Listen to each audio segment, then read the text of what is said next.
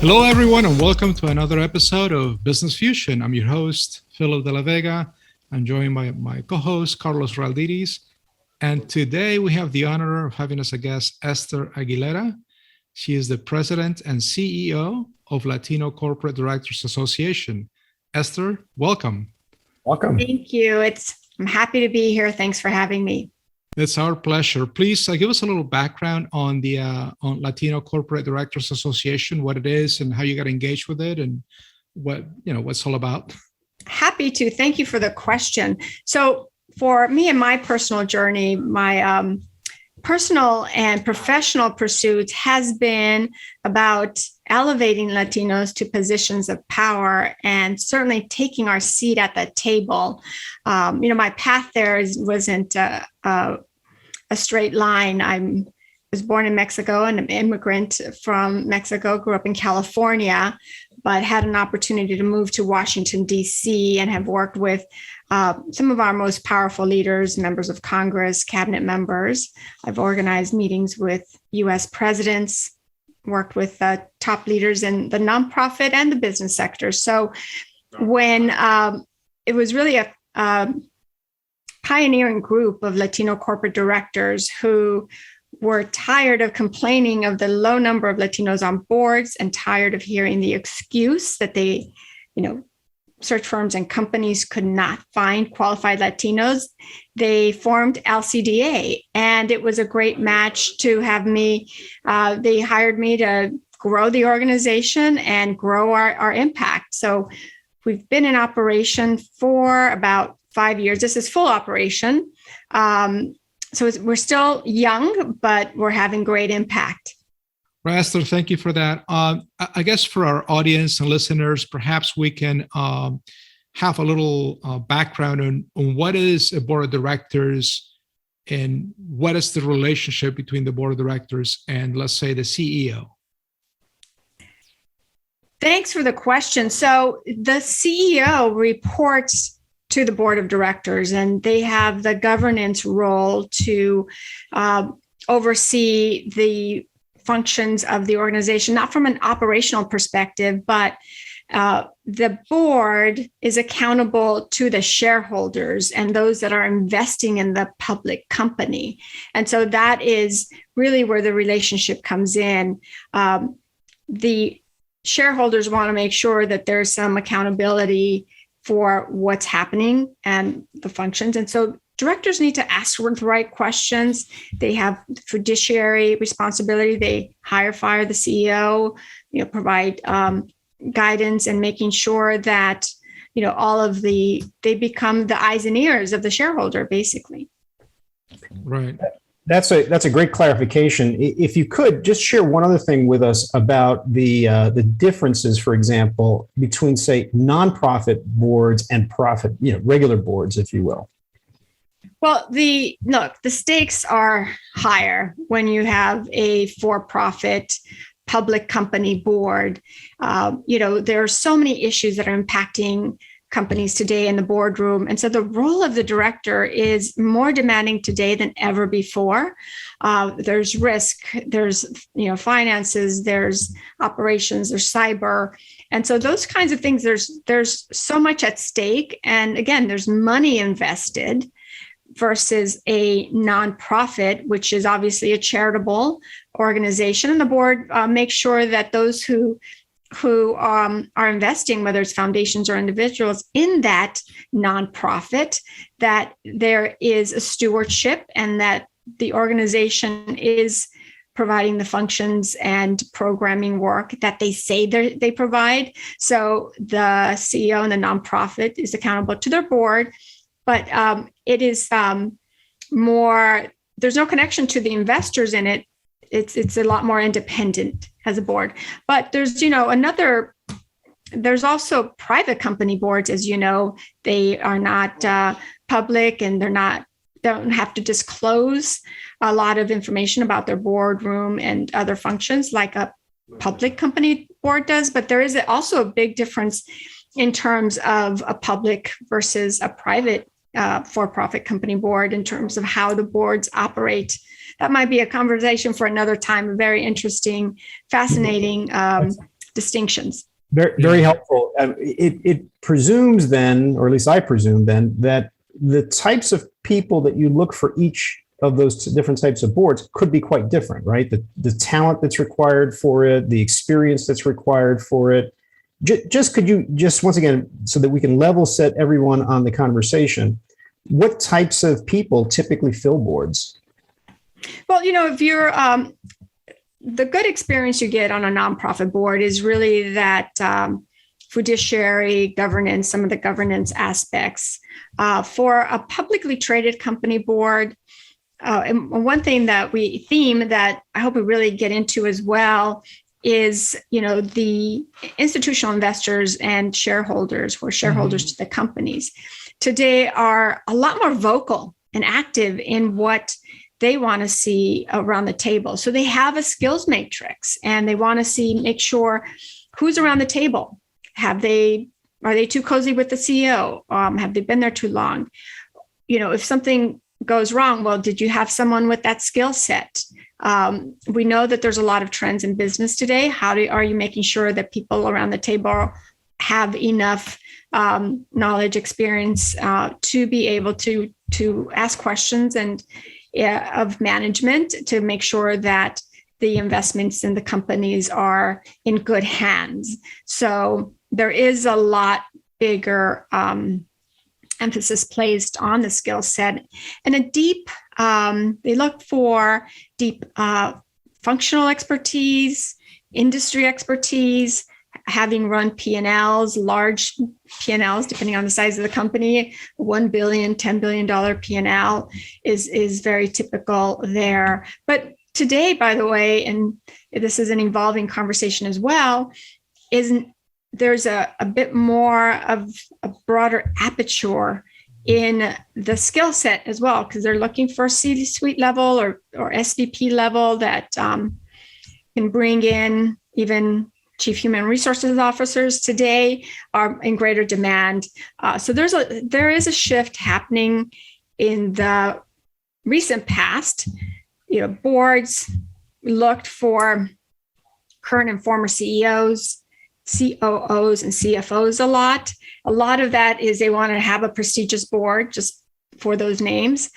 But what's happening today is a lot more dynamic. Again, back to there's so much trending in companies. There's innovation, but then that also creates more risk and competition. And you have to be more agile in how our companies staying relevant in today's space is huge. So very dynamic. And so the skill sets are today more diversified and more intentional. So can we talk a little bit about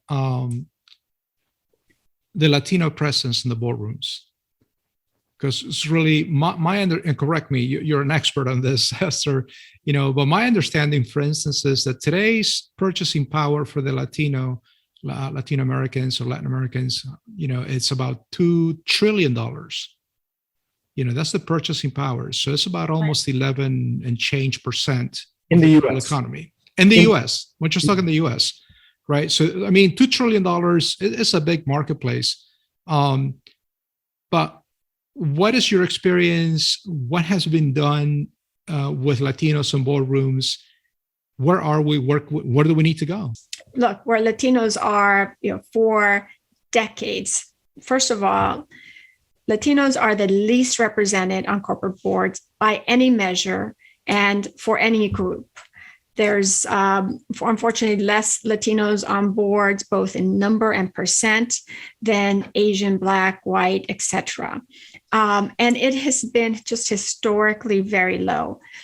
Plus, we have the widest gap to close. We produce what we do at LCDA, which we'll get to as well, but one of the big things we do is original research and tracking all of these numbers that didn't exist before. There is some great reports that others do produce. We took a look at, in this case, it was the Fortune 500, and it was the Alliance for Board Diversity that has been producing this report called Missing Pieces over the last probably 15 years. And if you look at the last decade between 2010 and 2020, Mm-hmm. the percent of Latinos on boards was 3% in 2010 and only 4% in 2020. Only a 1% increase for such a large population. And our percent, again, as compared to our size in the population, it has the widest gap. So we are the least represented, widest gap. But what's more is that we actually lost ground in the last 10 years. Our population grew by 3% overall and only 1% on boards.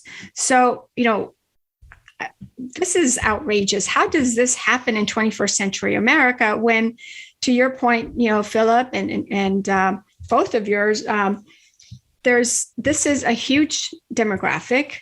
Our numbers are over 60 million and growing by an average of 1 million a year.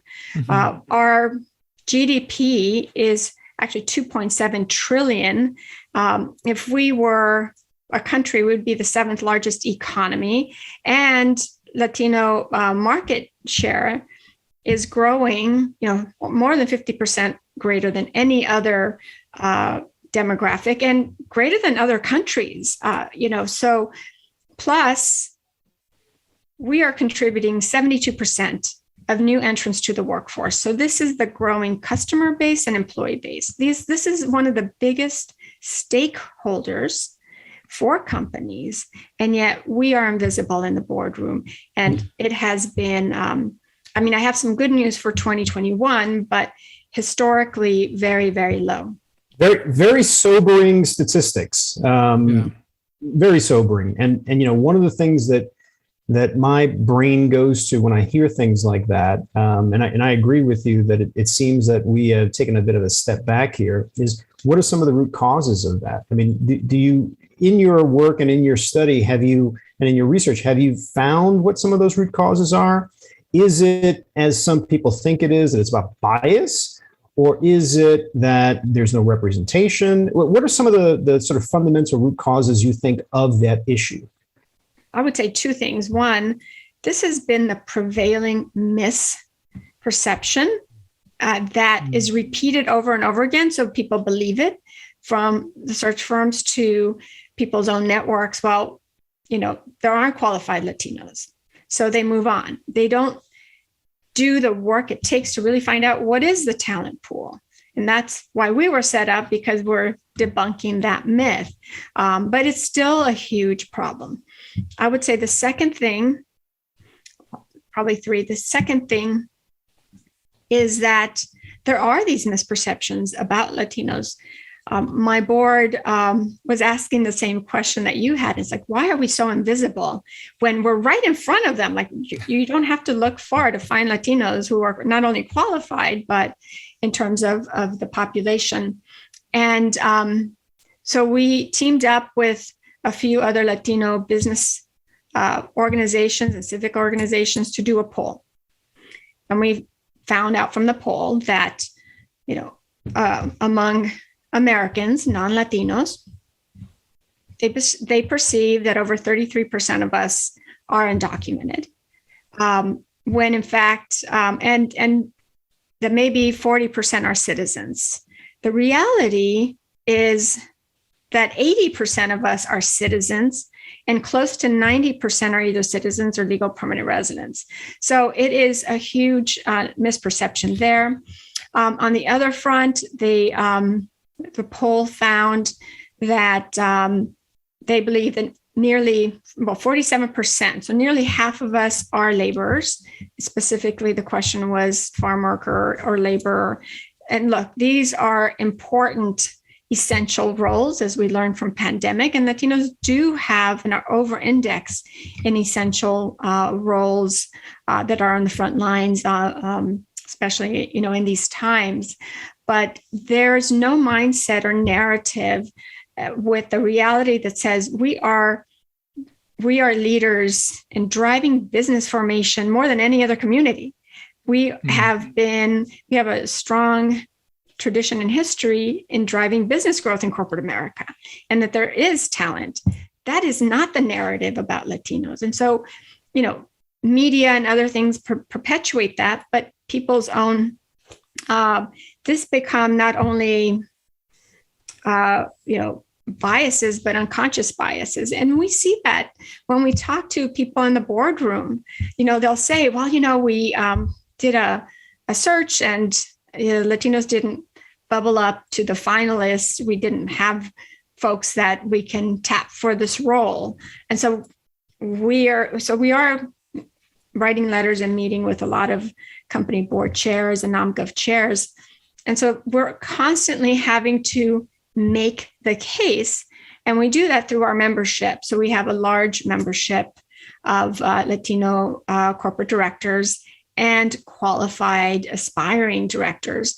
We share with them our membership list and also people in their same industry and sector. And they're like, oh yeah, I do know that person, very well respected, all of them, very well accomplished and respected Latinos in leadership, in corporate leadership and governance, and just leaders overall.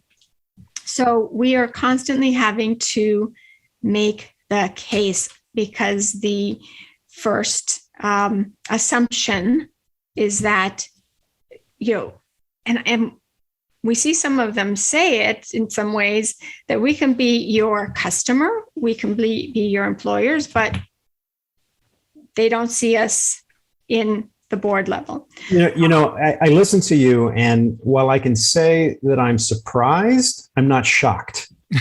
Is that, and that's because, both Philip and I, obviously, of Latino backgrounds or Hispanic backgrounds, we have been in business, here and abroad.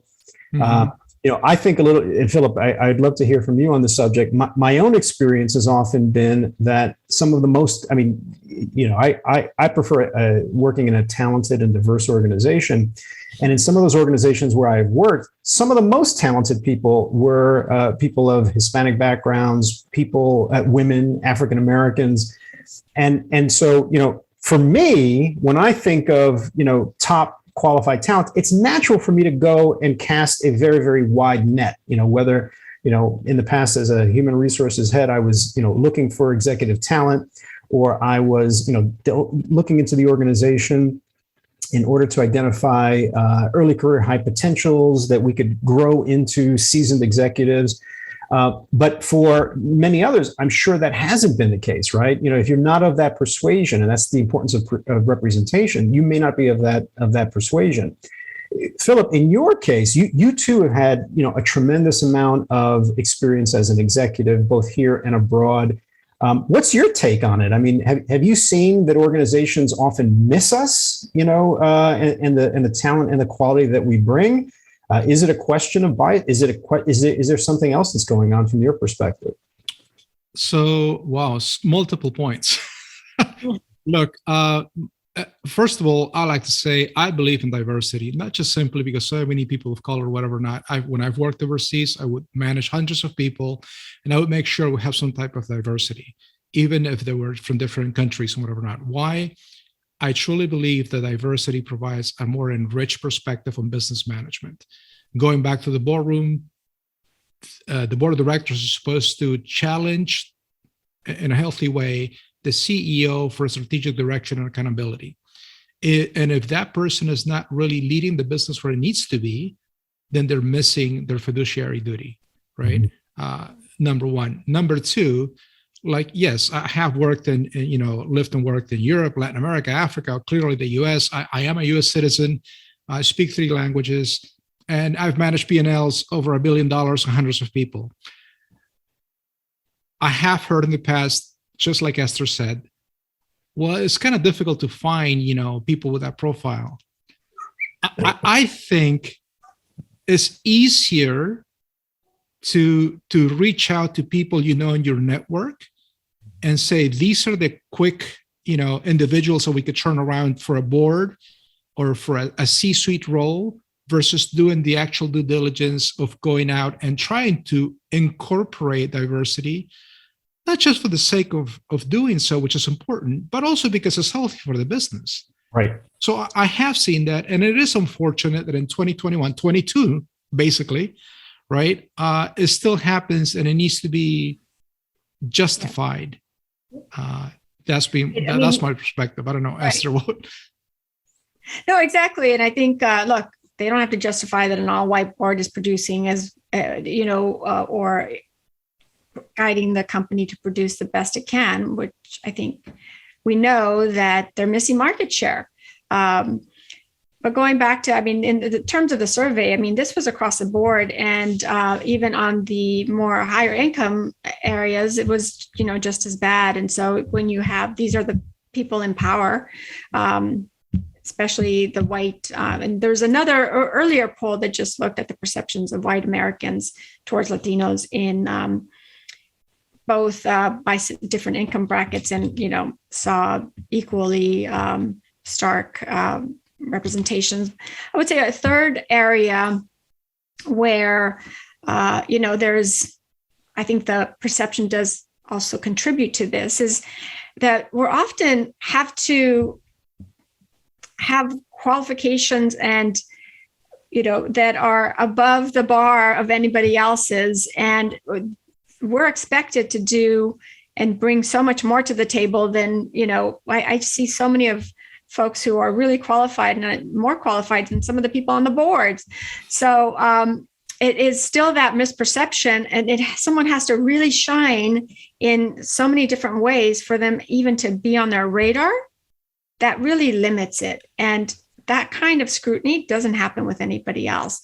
And we still see that today too. I hear stories from our members who very qualified, just like both of you, who, they felt they went through a board search. They met with 12 different people, really qualified. And they kind of, at the end of the process, I felt like I was just a token that they wanted to check off, because they picked the non-diverse person who wasn't more qualified. It just, so there's still all of these different things that are impacting this space. And again, that's why I keep saying we always have to make the case. Whereas, if you were, someone who was white, you didn't have to make your case, because they would say, oh yeah, and then you have to have a network and people to vouch for you.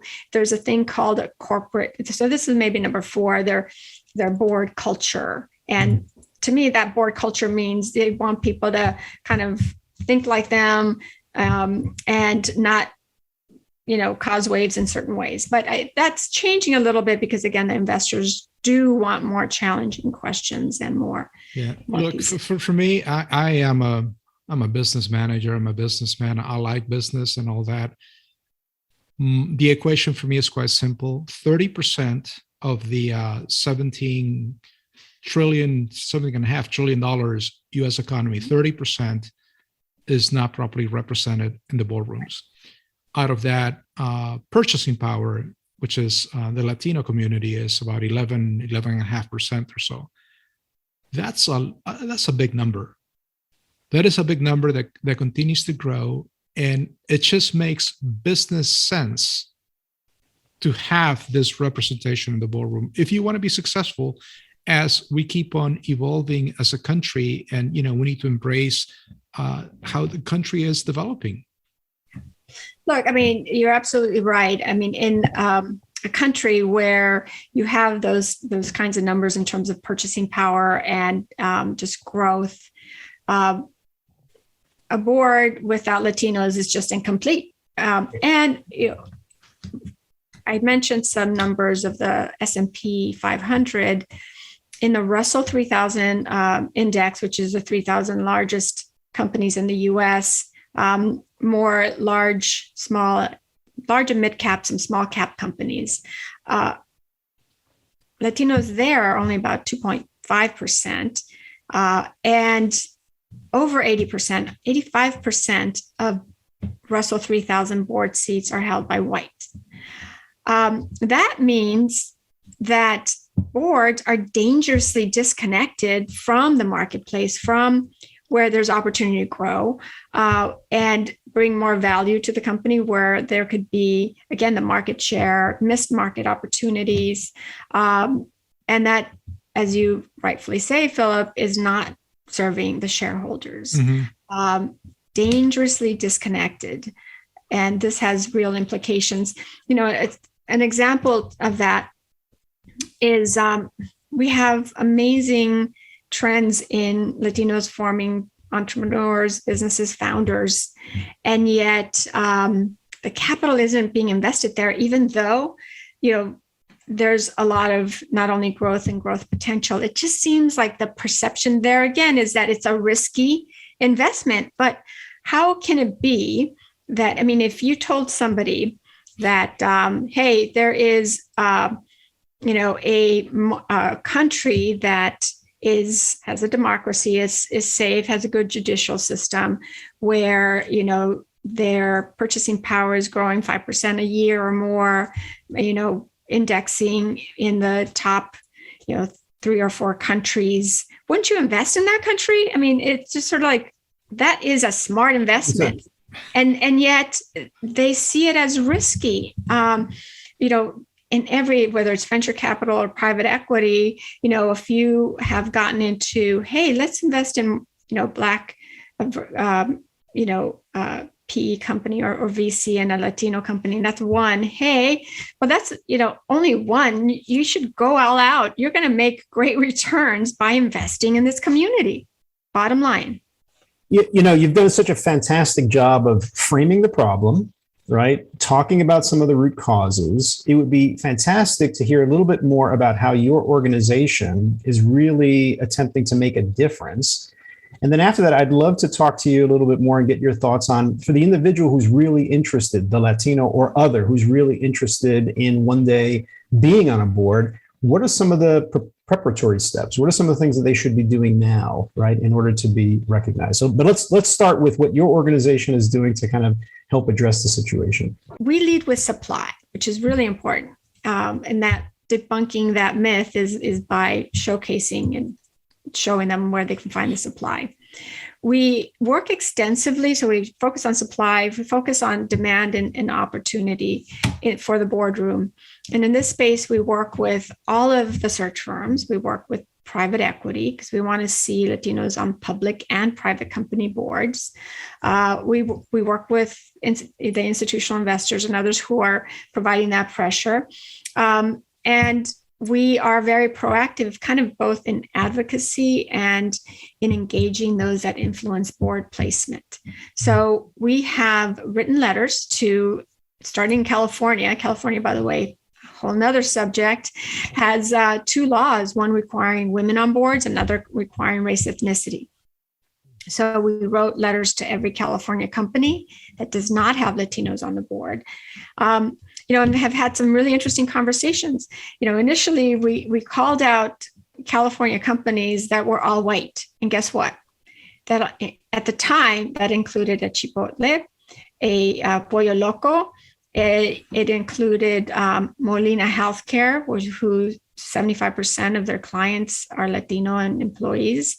And so we actually have had some very engaging conversations with some of these companies, Del Taco as well, at the end of that process. And we got a lot of coverage from Bloomberg and others. And, news, this is, again, in a state that's trying to diversify, that has laws to diversify the board. We're, again, least represented, even though Latinos are 40%. Right. The population in California.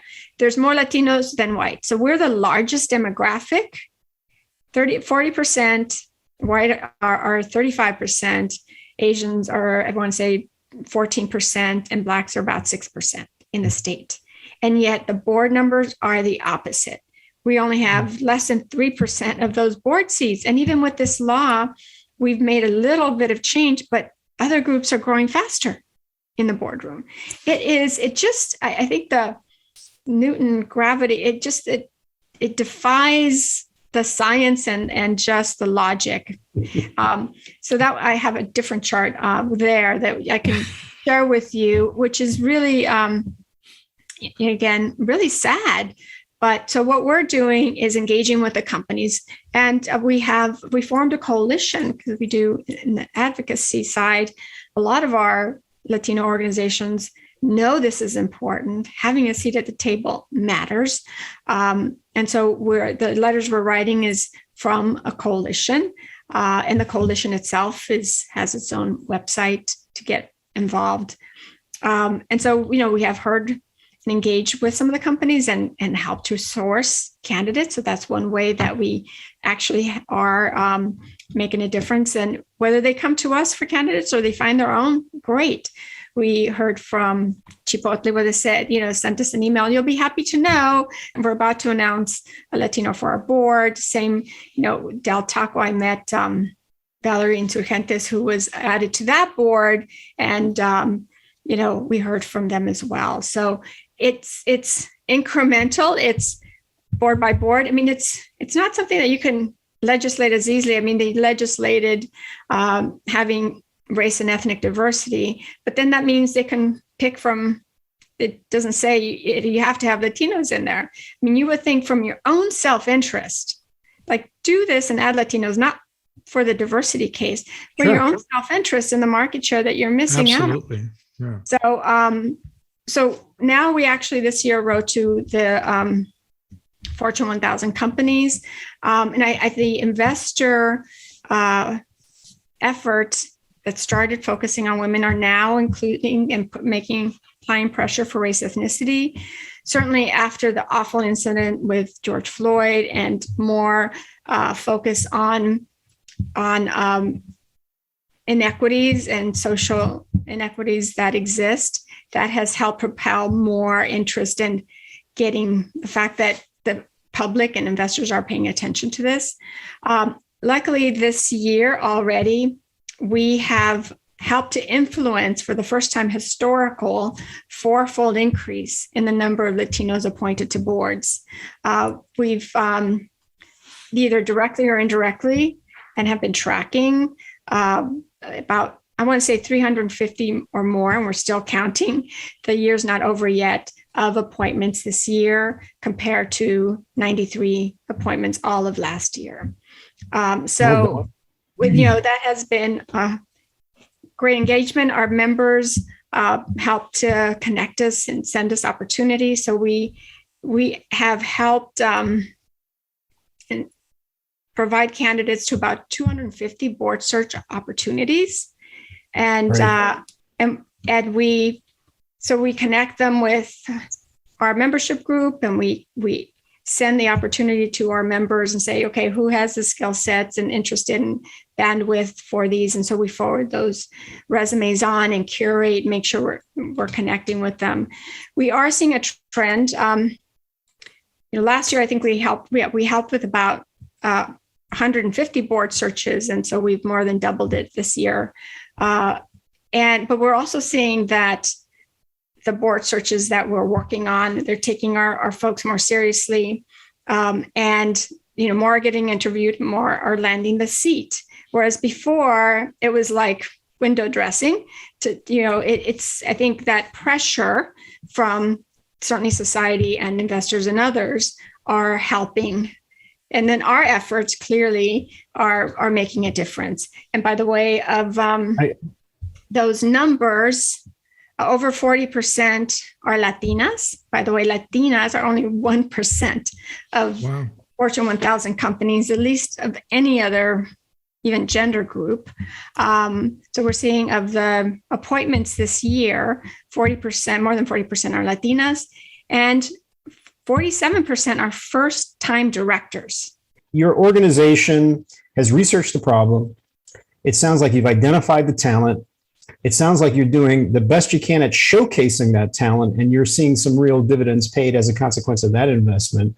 The only thing that's left to do now is how do we get more people into the pipeline? What can they be doing? What can they be?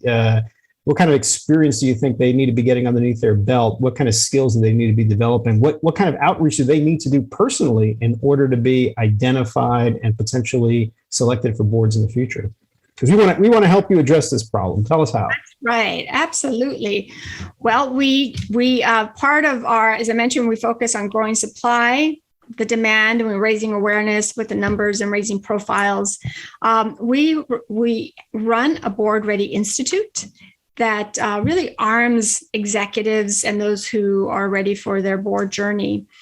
It's a very comprehensive approach. We provide the playbook and the toolkit. First, you have to have a board bio. Your same executive bio doesn't. You have to showcase your value proposition. And in many cases, our directors and members have so much experience and really long. You have to pick what are your top 3, 4, right? And really put your best foot forward. Also, practice your pitch and leverage your network. Still, over 75% of the time, you get on your first board through people you know. So we're giving them know-how. We do corporate governance work. It's more, hands-on with mock boardrooms and what are some of the trending topics. One of my favorite topics in the curriculum for the Board Ready Institute is around activist investors. And it's, learn the playbook of an activist investors to become a better director. You're going to walk into that boardroom. We want to make sure our executives walk into that boardroom and, can contribute right away. And it's not to say that, look, already these executives are board qualified and can provide a lot into that boardroom, but we demystify it. We give them, what the trending topics are, what to expect. And by the way, as we discussed, there's so many different things impacting businesses in the boardroom that all directors are doing continuing education. So it's not just because you're an aspiring or going through board readiness courses. If you're walking in there and say, and I've done, keep a pulse on what's trending in the boardroom and, keep a pulse on these things, you're going to be more valued that way. That's another piece of the value proposition. The third thing is that our executives are members of our organization. And so you automatically are in a network of directors, and we work with every search firm, largest search firms across the board, from Spencer Stewart, Korn Ferry, Russell Reynolds. We have Egon Zender, Diversified Search, you name them. They actually, we have the best pulse on Latino talent, and we produce some monthly and quarterly reports that they sponsor and support us and get access to those reports. So we want to keep Latinos top of mind. They haven't done that research themselves, so we're doing it. So for the candidates, also our membership, to be, if you are already a director and you want to be a member, which we invite you to do that, we do want folks who want to pay it forward.